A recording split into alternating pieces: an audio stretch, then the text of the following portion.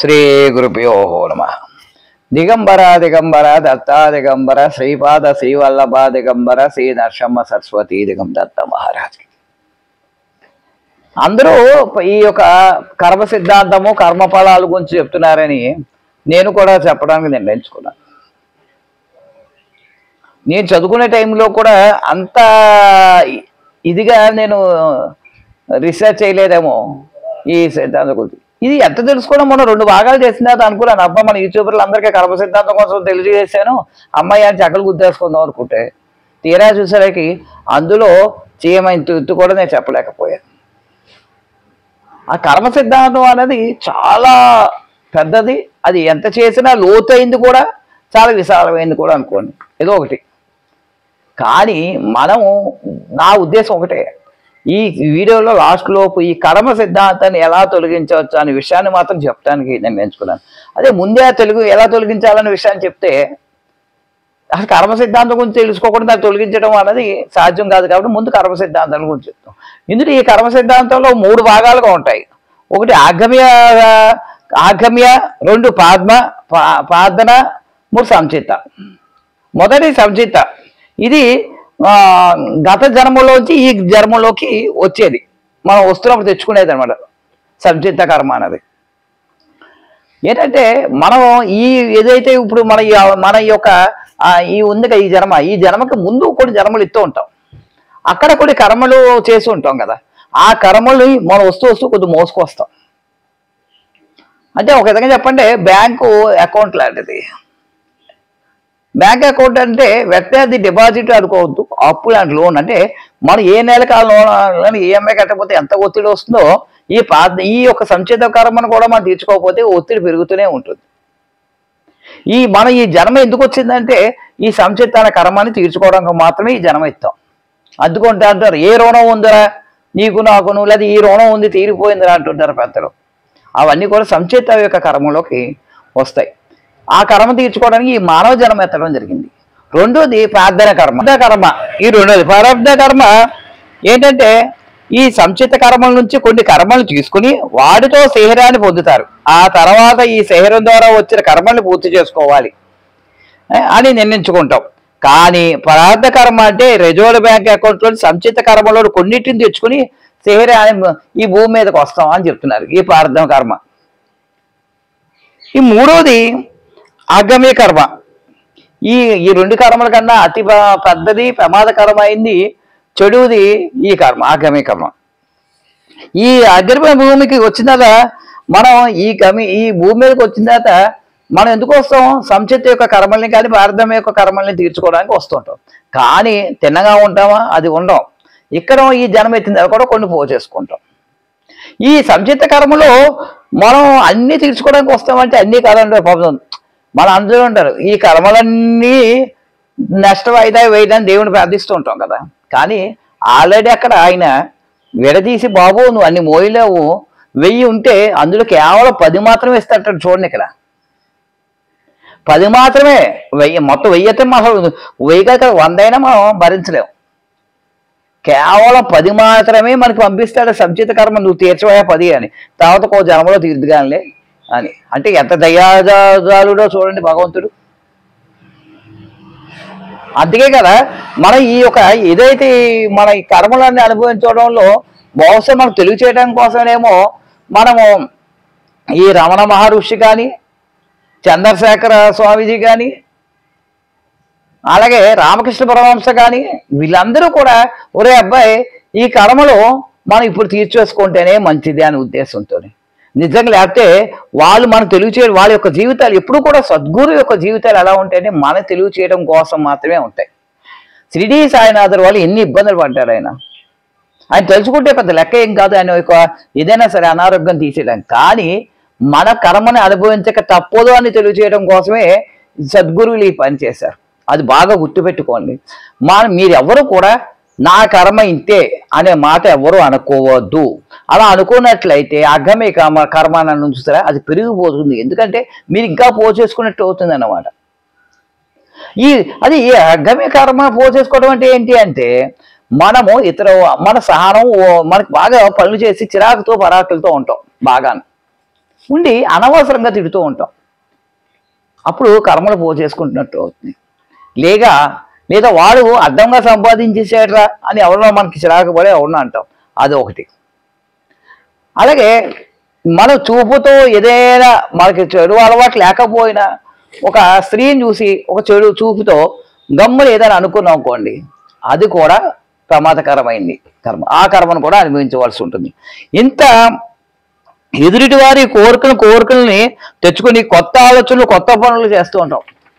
మనం ఎప్పుడూ కూడా ఎలా ఉంటుందంటే ఎదుటి వారి యొక్క కోరికల్ని వాడికి ఒక కారు కొన్నాడు, ఆ కారు మనం కొనుక్కోవాలనుకుంటాం. దానికోసం కొత్త ఆలోచనలు చేస్తూ ఉంటాం, ఆ కారు ఎలా కొనాలని. దానివల్ల ఏం చేస్తుంటాం, కొన్ని తప్పుదోవ పడుతూ ఉంటాం. అంటే స్వామి ఇచ్చిందేమో 10% కర్మలు అనుభవించమని, మనం ఇక్కడ పోచేసుకుంది 2-3 వేలు దాటేస్తుంది. అందుకని స్వామి ఏం చేస్తారు, బాబు నా దగ్గర ఆల్రెడీ బోర్డు ఉందిరా బాబు, అక్కడికి వచ్చి ఏం చేస్తావు, నువ్వు ఇక్కడే అనుభవించని చెప్పి మనం వదిలేస్తూ ఉంటాడు. అందుకే మన కర్మని మనం అనుభవిస్తూనే వస్తున్నాం. అదన్నీ దృష్టిలో పెట్టుకోండి అవి. కాబట్టి ఈ కర్మ ఏదైతే ఈ కర్మ అన్నది ఉన్నదో మనము చాలా జాగ్రత్తగా ఉండాలి. మానవ జన్మ ఎత్తిన తర్వాత మిగతా జీవరాశులకి ఈ కర్మను తొలగించే అవకాశం లేదు, మనకైతే ఉంది. మన ఆలోచనని కొద్దిగా కంట్రోల్ చేసుకోవాలి. మనం అంటే మనం ఏంటో తెలుసుకోగలగాలి ఫస్ట్. అలా తెలుసుకోగలిగినప్పుడు కొన్ని కర్మల నుంచి తప్పించుకోవచ్చు. మనలో శక్తి కానీ అంతరంగ ప్రారంభం మీద ఏకాగ్రత నిలబెడితే మనలో ఆసనాన్ని చిరాకుని మాయం చేసి మనం పని చెయ్యం కాదు, మనము పనిని చక్కగా చేస్తాము అని అనుకోవాలి. ఈ పని మనం చేయలేము, ఈ పని చెందలేము, ఇలాంటివి కొన్ని వస్తుంటాయి. ఇవన్నీ కూడా మరి ఆగమ్య కర్మంలోకి వస్తుంది. ఎందుకంటే నీ యొక్క ధర్మం ఏదైతే ఉందో అది పూర్తిగా నివర్తించవలసి ఉంటుంది. నీవు ఎప్పుడు పాజిటివ్గా ఆలోచిస్తూ ఉండాలి. అప్పుడు నీలో ఉత్తేజం వస్తుంది, నువ్వు అనుకున్నది నెరవేర్చగలవు. నేను ఈ పని చేయగలను, అంతేగాని ఏ సద్గురువుల మీదో లేకపోతే ఏ తులసిమాలలు వేయటం వల్ల మీ కర్మలు పోవో.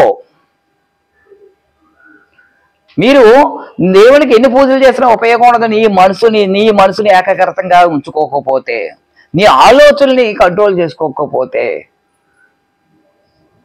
నీ ఆలోచనలు కంట్రోల్ చేసుకుంటూ నువ్వు ధర్మబద్ధంగా నడుచుకోగలిగితే, తల్లిదండ్రులకు సేవ చేయగలిగితే, జీవరాశులను రక్షించగలిగితే, మూగజీవుల్ని, వీటిలన్నిటి ద్వారా కూడా మనం ఈ యొక్క కర్మఫల నుంచి తొలగించుకోవాల్సిన అవసరం ఉంది.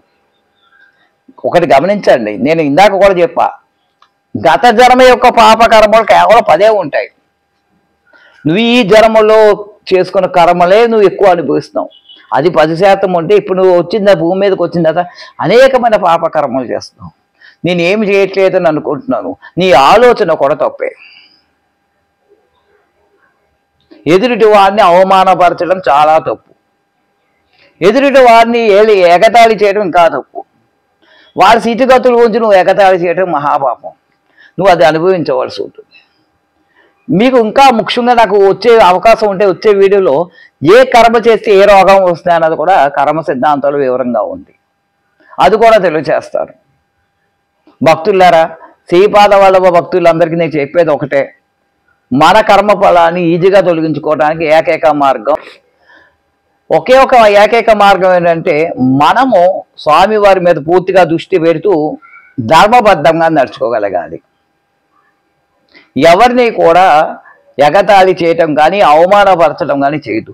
అలాగే ఎక్కువ కర్మ ఫలాన్ని ఎలా పోచేసుకుంటే మన దుఃఖంతో,